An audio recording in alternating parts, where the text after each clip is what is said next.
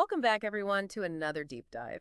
And today we're diving into some excerpts from a text that's captivated and intrigued spiritual seekers for centuries, the Lotus Sutra.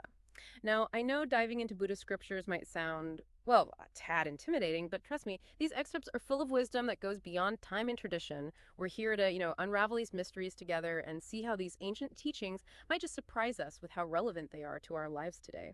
So before we get to the really juicy parts, let's make sure we're all starting on the same page. What exactly is the Lotus Sutra and why should we care? The Lotus Sutra is a central text in Mahayana Buddhism, which is a branch of Buddhism that emerged around the 1st century CE.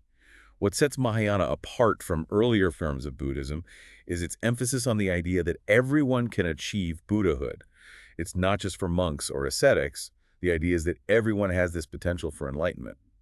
Right. And that brings us to one of Mahayana Buddhism's most important figures, the bodhisattva.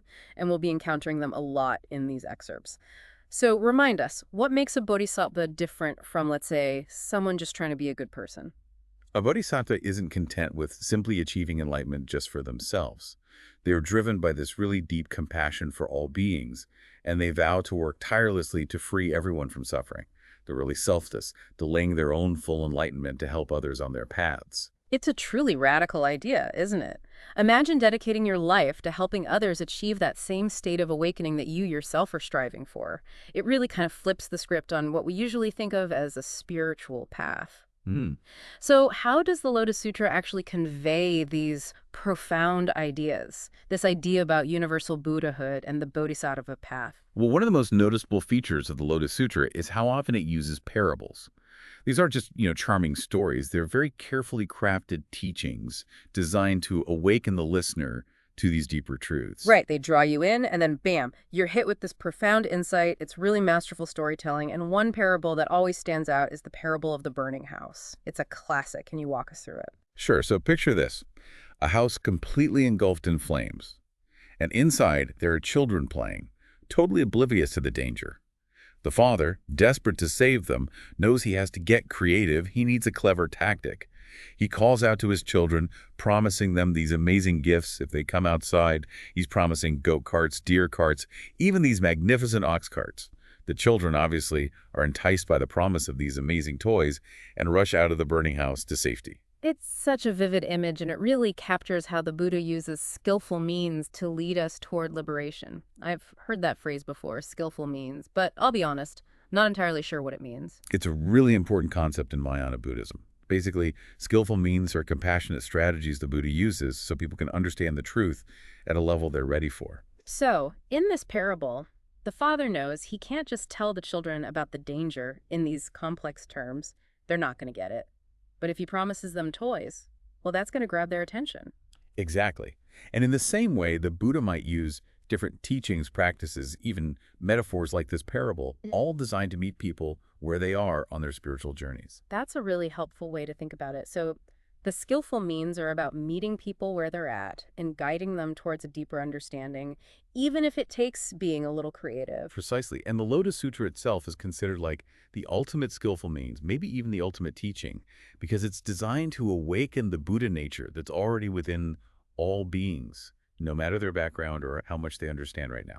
So you're saying the text itself has some kind of power? Right? The Lotus Sutra says that even just hearing the sutras, reciting it, even just making offerings to it, can create this immense merit and put someone on the path to enlightenment. Wow, okay, now that's a radical idea. Like the sutra has this transformative energy within it. In a way, it does. This emphasis on faith and devotion might seem strange to us today with our focus on reason and logic. But it speaks to this deep conviction in Mahayana Buddhism, this idea that enlightenment isn't some far-off goal. It's a real possibility, and it's accessible to us through the power of the Buddha's teachings, especially in texts like the Lotus Sutra. I'm starting to see why it's seen as such an important and revered text. It's not just a bunch of teachings, it's more like a spiritual tool, something that can awaken us. Exactly. And that's where another fascinating aspect of the Lotus Sutra comes in, this idea of the incredibly long lifespan of the Buddha.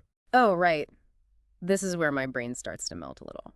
It's definitely not the typical way we usually think about the Buddha's life and death, is it? Definitely not.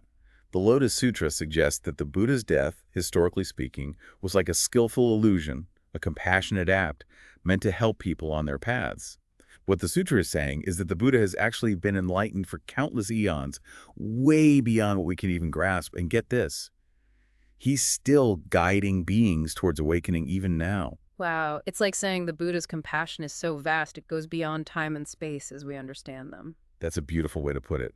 What it's saying is that the Buddha's presence and teachings are always there for us. Even if our human senses are too limited to see them, it's a message of hope, of encouragement, this idea that the Buddha isn't some distant figure from the past, but a living presence guiding us toward our own awakening. It's a powerful thing to think about. It really makes you question our usual assumptions about time, death, even reality itself. But there's also something hopeful about it, this sense of this huge, unseen dimension of existence where everything seems possible. Absolutely. And that sense of possibility is at the very heart of the Lotus Sutra. So we've talked about these big ideas, skillful means, the power of faith, the Buddha's long lifespan. But the Lotus Sutra doesn't just tell us these things in some abstract way, right? It brings them to life with these incredibly vivid and memorable stories. You're right. The Lotus Sutra is full of these captivating parables that bring these profound teachings to life. Would you like to explore some of the most memorable ones? Absolutely. I'm ready to be transported. Let's dive into some of these stories. Okay, so one that really stayed with me was that parable about the medicinal herbs. It's such a beautiful metaphor, really elegant. Can you remind us about that one? Absolutely. In this parable, there's this massive rain cloud floating over this diverse landscape, and it's showering everything with this life-giving rain. I'm talking towering trees, beautiful flowers, even the humble grasses, everything gets rained on. Yeah. And each plant, even though they're all getting the same rain, they all absorb it in their own way, according to what they are. It's like that saying, the rain falls on the just and the unjust alike. But this is less about, fairness and more about how everyone takes in those teachings in their own unique way. Exactly. It's not about being the same, it's about how we each use what we're given. Just like that rain nourishes all the different plants based on what they are, the Buddha also teaches in a way that suits the needs of each individual person. So it's not like a one-size-fits-all kind of enlightenment. No way. The parable of the medicinal herbs is reminding us that there are many paths to awakening, and what really matters is that the teaching clicks with you, with the individual. It helps them grow in their own way. I love that. And speaking of unexpected paths to enlightenment, we have to talk about that story of the dragon girl, the one who becomes enlightened, like instantly. That one always blows me away. It really challenges all those assumptions we have about who's worthy of becoming enlightened. Yeah, it really does. This parable would have been really radical for its time because it directly challenged how people saw gender and spiritual enlightenment, especially back then. In a society where women were often seen as, well, less than, this idea of a dragon girl, which is already a powerful, magical creature, becoming enlightened just like that, it would have been revolutionary. It's like the sutra is saying, hey, enlightenment is for everyone, no matter your social status, your gender, or any other box people try to put you in. Exactly. It's a really strong statement about the Buddha nature that's within all of us, no matter how we look or where we come from. And of course, we can't forget about the bodhisattva never disparaging. That story is like the embodiment of unwavering faith and compassion. It really is. Never disparaging, spent his life bowing to everyone he met, everyone, even people who insulted him or even attacked him. And each time he would say, you possess the Buddha nature. I see your potential for enlightenment. Can you even imagine having that much faith in people, seeing that Buddha nature in everyone, even those who are hurting you? That's some next level compassion right there. It's a radical way of living out what the Lotus Sutra is all about. Respect and reverence for every single being. Never disparaging's unwavering faith, even when things were rough, shows how powerful this teaching can be. And not just for the person hearing it, but for the one sharing it too. It makes you think, how would our relationships change if we saw everyone like that? Right? That same reverence, that understanding that they have that Buddha nature within, even if it's buried under negativity or past conditioning. That's a really powerful question to sit with.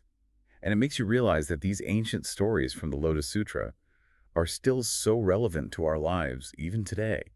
They make us question what we think we know, they help us to connect with each other better, and they inspire us to lead with compassion and understanding. It's been amazing exploring these teachings with you. Every time we do one of these deep dives, I always feel like I'm seeing things a little differently, like I've gotten a glimpse of a bigger picture. I know exactly what you mean. The Lotus Sutra has this way of making us question our assumptions, expanding our understanding of what's possible, and ultimately helping us all live with greater wisdom and compassion. And on that note, we'll leave you with this final thought to ponder. If the Buddhist teachings are like the rain, nourishing each and every one of us in just the way we need, what does that tell us about the nature of truth? Is it something rigid and absolute? Or can it, like those medicinal herbs, take on different forms so that we can understand it wherever we are in our journey? Until next time, keep asking those questions, keep exploring, and keep diving deep.